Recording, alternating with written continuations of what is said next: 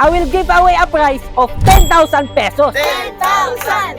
10,000! I will look for 8 challengers at kung sino ang pinakamaraming mapipitikan sa kanila ay siyang mag-uuwi ng 10,000 pesos. Pero hindi ganun kadali because it will be a tournament.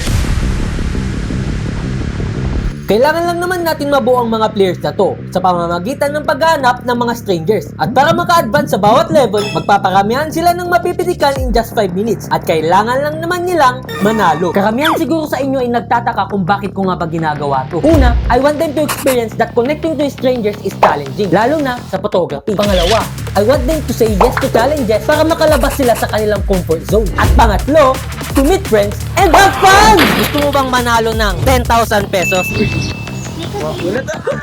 Opo. Kakasa ka ba sa challenge? Kakasa ako. Siya na ngayong nakita natin na first challenger na kakasa sa ating tournament. Kaya mo yan. Nanalo yan. Ay, pindutin At nyo. nag-start na nga siya. Start na! Let's go!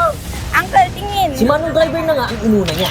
Hika Vargas. Student po ako sa ENHS, Aringay National High School. Asan si Allen? Oh my God!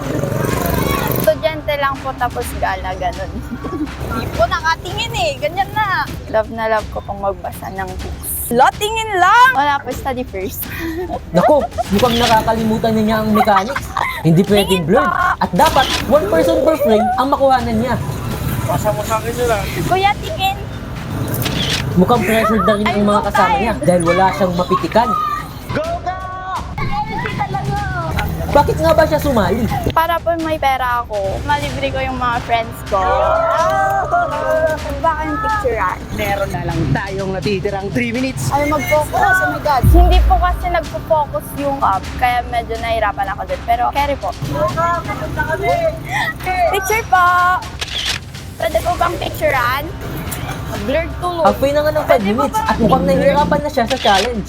Kuya, pwede. Nakaranas na rin siya ng rejection. Bawal, bawal. Okay lang naman po kasi decision naman po nila yan kung magpapapicture sila sa akin. Uncle, tingin po. Ikaw na lang po. Hindi ka yung barbero. 1, 2.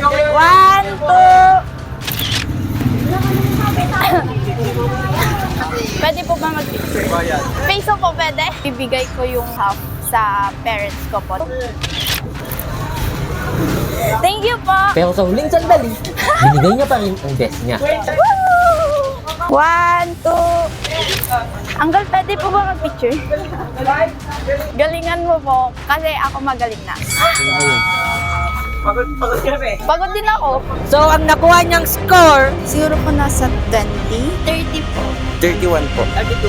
ang nakuha niyang score ay 11 points.